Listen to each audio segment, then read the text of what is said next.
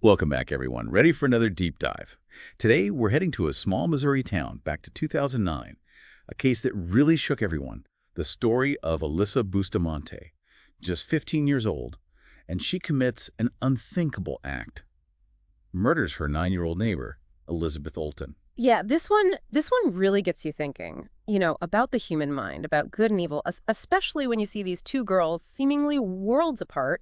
Elizabeth, pure innocence, loved everything pink, brought joy to everyone, and Alyssa, well, she had this dark side, online at least, embracing the whole goth thing. Yeah, and trying to unpack it all, we've got court documents, psychological evaluations, even Alyssa's own diary to go through. Yeah. But first, just the search for Elizabeth. That must have been terrifying for the town. Absolutely a nightmare. Imagine your little girl goes missing, last seen playing with the half-sister of Lissa. Hundreds of people searching, dense woods, bad weather, tough terrain.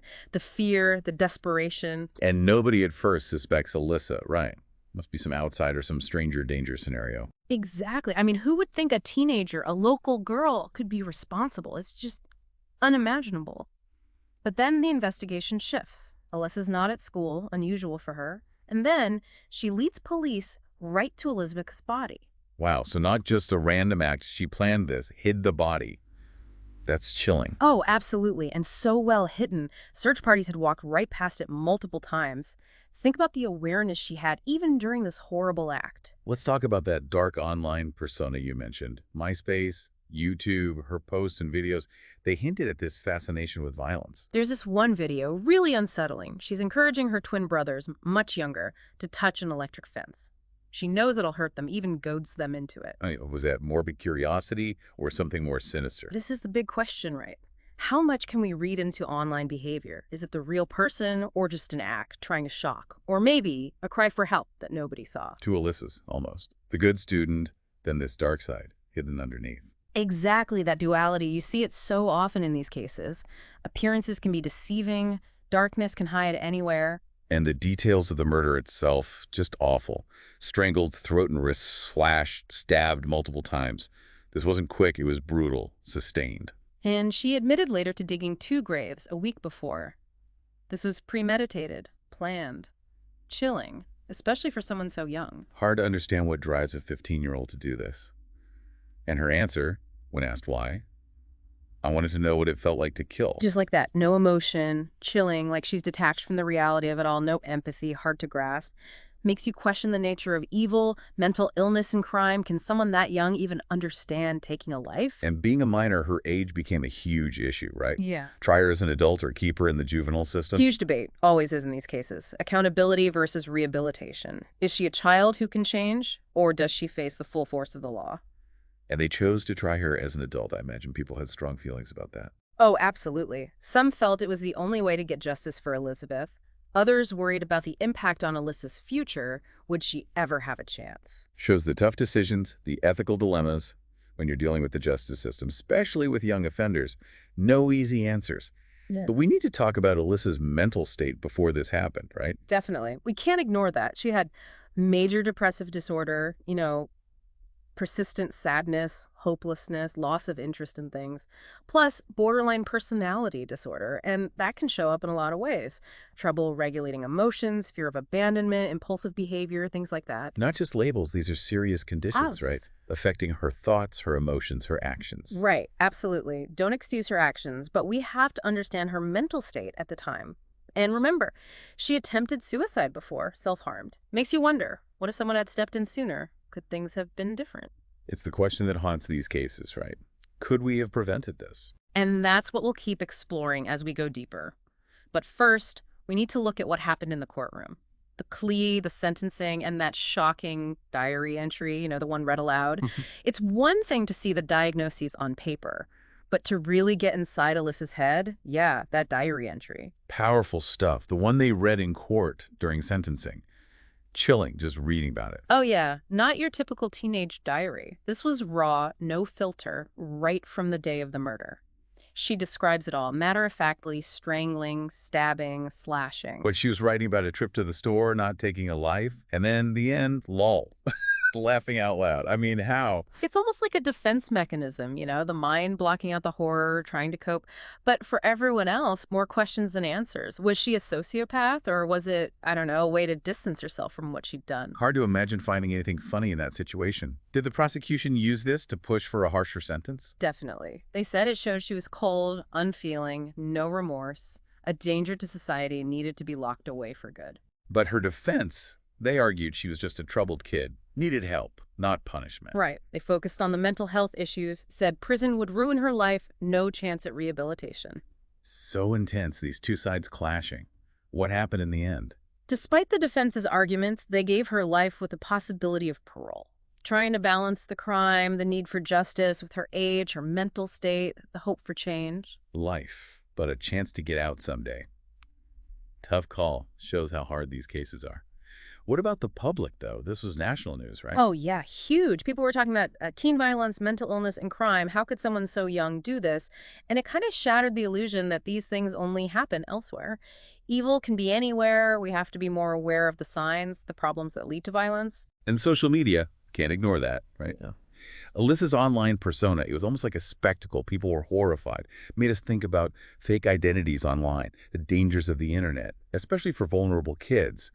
Was it a way to express herself, to let out feelings she couldn't deal with in real life? Could we have intervened there? Tough to say.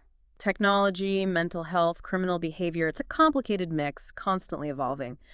But Alyssa's case definitely showed us that parents, teachers, anyone working with kids, we need to be paying attention online too. It's a whole new world out there. We need a whole new playbook to deal with it. Let's go back to their mental health, specifically borderline personality disorder. A lot of people don't understand that, right? Right, BPD often gets a bad rap. It's about instability, relationships, self-image, emotions, intense fear of being abandoned, impulsive actions, trouble controlling those emotions. So how might that have played out in Alyssa's life, maybe even contributed to what happened? Well, think about it. Big mood swings, way up, way down, doing things without thinking, trying to cope. And that fear of abandonment, it can make people do desperate things to hold on to relationships, even bad ones. Makes me think about her relationship with Elizabeth. They were neighbors, families knew each other. Did that play a role? Maybe, yeah. Alyssa had a rough family life, history of hurting herself. It's possible she saw Elizabeth as someone she could control, someone who wouldn't leave. But that control, it went too far, ended in a horrible way. Exactly. And it shows that even with mental illness, you're still responsible for your actions. The law has to find that balance, punishing the crime, but recognizing the mental health aspect too. And the big question we keep coming back to, could we have stopped this? Missed chances to help her. Did anyone see how much she was struggling? Tough questions that stay with you. Might never have clear answers, but asking them, exploring them, that's how we learn. About crime, about violence, about the human mind, how complicated it all is. It's hard not to think about it, All those what ifs. What if Alyssa had gotten more help, more support? What if someone, anyone, had seen the signs, stepped in before? Yeah, it's like trying to look back and change the past. Knowing what we know now, those missed opportunities, that's what sticks with you. Maybe, just maybe, things could have been different. And we have to look at those what ifs, even though it's tough, because they force us to look beyond just Alyssa, just Elizabeth. What about the bigger picture, the things that lead to these tragedies? Right. This isn't just about them. It's about all the factors that play a role in violence, especially with young people. Absolutely. Mental health care, how easy is it to get? Is there a stigma around it? The media, all the pressures kids face these days, it's a lot. And we're so connected, technology-wise. But are we really connecting? I feel like there's so much loneliness, people feeling isolated, especially teenagers. Could that have been a factor for Alyssa? It's definitely something to think about. When you're isolated, you turn inward, your thoughts and feelings just get amplified. And if those are dark thoughts, well, it can be a dangerous path. Like we're losing that human connection, the ability to really see each other, understand each other. And without that empathy, things can go wrong, really wrong. That's why it's so important to build communities, a sense of belonging, recognizing our shared humanity, places where young people feel safe, where they can talk, get help if they need it, without judgment, knowing they're not alone. We've talked a lot about the dark side of things, but let's end with some hope. What can we do individually as a society to prevent something like this from happening again? Well, mental health has got to be a priority. We can't treat it like it's less important than physical health. Make it easy to get help, make it affordable, get rid of the shame that surrounds it. Starts with education, right? Teaching kids about mental health. It's okay to not be okay, that asking for help is actually a sign of strength. Exactly. And not just kids, adults too.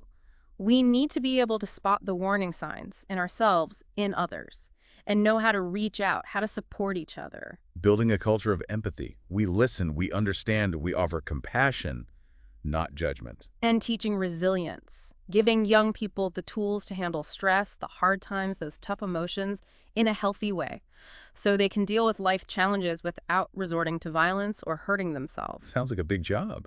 But I really think even small acts of kindness, of understanding, can make a difference. Absolutely. Every time we talk about mental health, every time we reach out to someone who's hurting, every step we take to build a kinder world, a more supportive world, it matters. It all adds up. So we've gone deep on this case, Alyssa Bustamante. But here's what I want you to take away. Even in the darkest times, there's always hope. By learning from these tragedies, understanding the human mind, how complex it is, and working together, we can make a difference. We can create a world where these things happen less, where there's more understanding, more compassion, more support for everyone. Remember, knowledge is power. And by talking about these hard topics, these difficult stories, and taking action, supporting mental health, preventing violence, we can make a difference. Thanks for joining us on this deep dive.